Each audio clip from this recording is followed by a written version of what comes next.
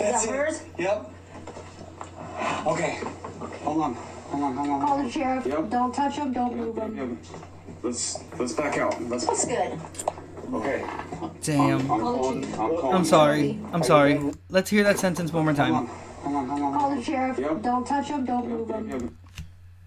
That's sad. That's sad right there, bro. That's sad because the sentence is you call the sheriff, don't touch anything. So they didn't know that was in there. If you're understanding me when I'm telling you that this is not looking good for law enforcement at all. And she just confirmed it there. Don't touch anything, call the sheriff. The sheriff didn't know that was in there. Like, this is all like they're uncovering things. I already mentioned the fact that they didn't take any of the computers or the laptops to go through them or anything. And it seemed like they left a lot of things behind. Kind of seems like they didn't do the investigation part really thoroughly because all they did was open a cupboard. It's not like they moved furniture and discovered a door. They just opened the cupboard that you would think that would have already been discovered. That sucks. That sucks, man, and that just kind of makes you not trust law enforcement anymore. How the fuck could you if you're in this situation and they didn't even check the cupboard? Like, that is so weird, dude. Let's back out. Looks good. Okay. I'm calling. Smokey. Are you done looking? No. No. I'm not done looking, but that's evidence. Okay. He used our daughter's cell phone. And whatever's behind that. Yep. Okay. And they're not concerned about looking anywhere else. And cell phones, too, they left behind. And they discovered a whole bunch more. This house needs to be stripped. Okay, so no, it wasn't the same place. God. Sorry. So it's two different places. The cupboard that I just mentioned now that had all the drugs in them is different from this that we're seeing now. This is the image that I showed before. So this is different. This is just like a tray that he had on a table where he was doing the same thing. I'm convinced that white substance, it's either meth or heroin. Okay. Do me a favor. No, that's what I was telling you. But we touched everything today because we had permission from the sheriff. But we didn't touch the phones. But I was not in the state when this happened, so.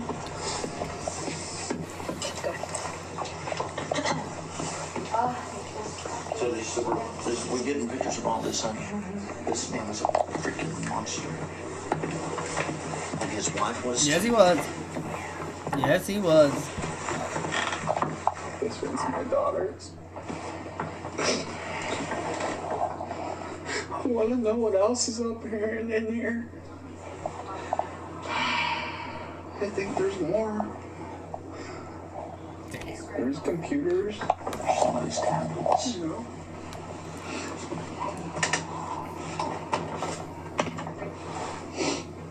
Well, did you notice the ring? The ring? See that ring? The wedding ring right there? Oh, I thought you were saying camera. God, that would have been great. This is on video.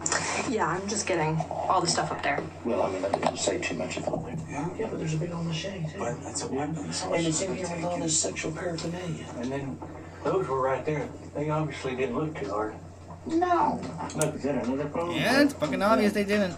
Look, hey, that one's still on. That computer, whatever that tablet thing is. Yeah, it's on. Not only that, A syringe Needles. and needles. Oh my. it's cocaine marks. It's gotta be. So look. Wow.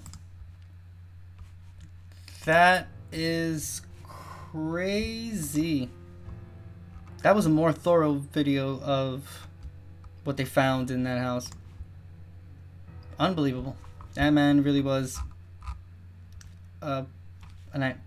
it's horrible.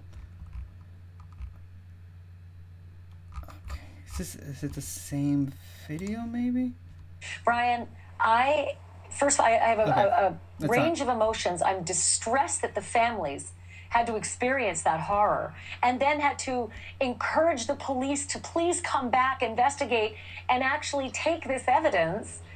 But even more so, I think I am concerned about potential other victims that may have been raped or murdered. Hey Logan, how you doing? Hope you're doing well. Sorry about that. I don't have YouTube chat open. Dang, I'm so sorry about that. Hope you're doing well, my dude. Hope you're having a great day. Thank you for being here.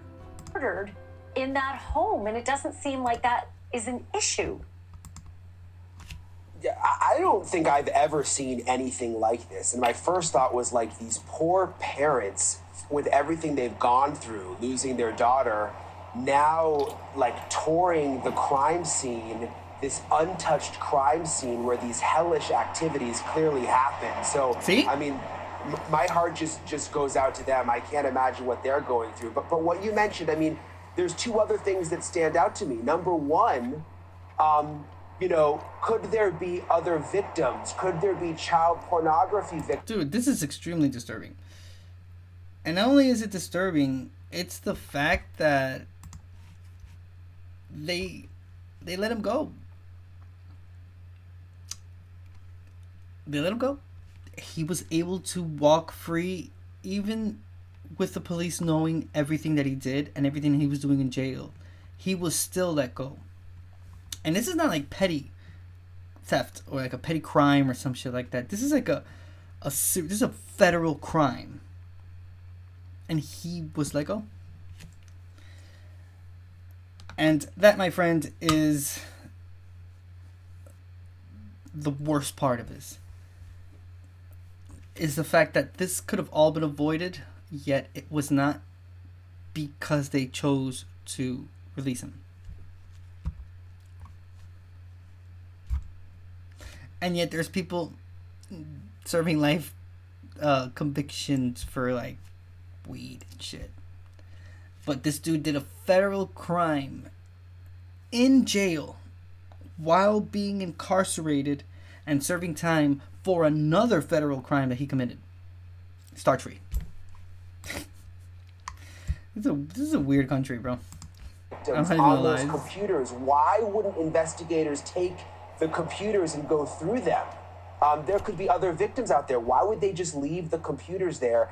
And then number two, this sick pedophile, twisted pervert, how do we know he didn't have other men over to this sex den? I mean, clearly they had the shackles. This is a place that was set up and had been there for a while, it appears. How do we know there aren't other men involved in other things that happened there in the past?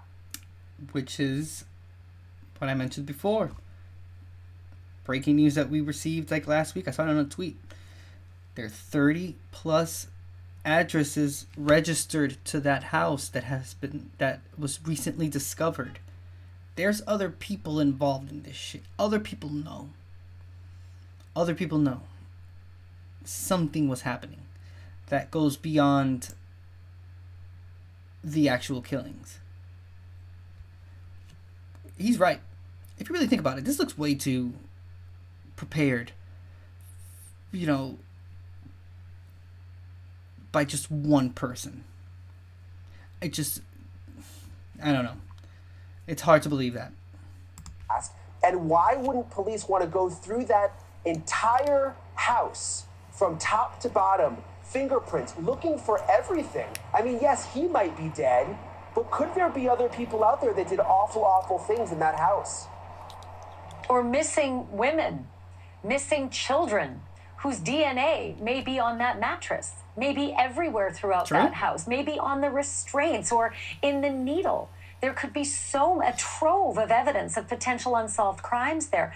The other thing that was disturbing, I don't know if you noticed it, but on the wall there was like a crossword puzzle of all the family members' names, including Jesse's and Holly's, his wife, and then the children, Riley, Michael, and Tiffany.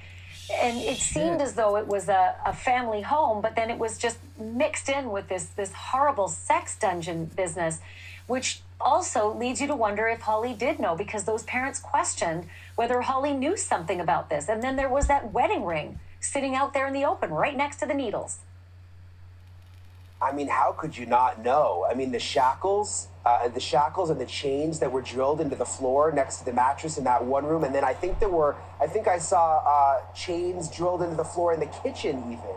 I mean, it's hard to imagine you wouldn't know what was going on in there unless this was all just set up recently and she hadn't seen it before, but it certainly, based on the video, looks like it's been there for a while.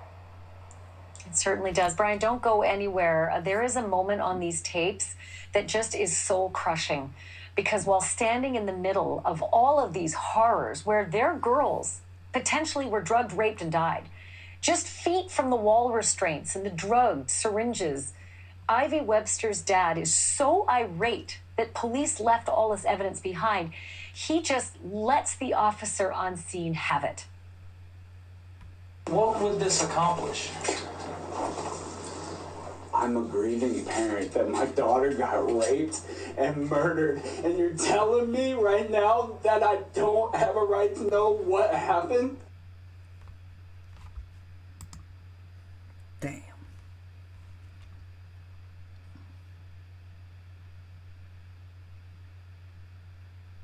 Maybe the wife knew, and she was gonna rat on him. I mean, it's not uncommon for it to happen, so maybe that happened. Maybe it was just, maybe she had enough, and she's like, dude, I'm not gonna do this anymore. Because, you know,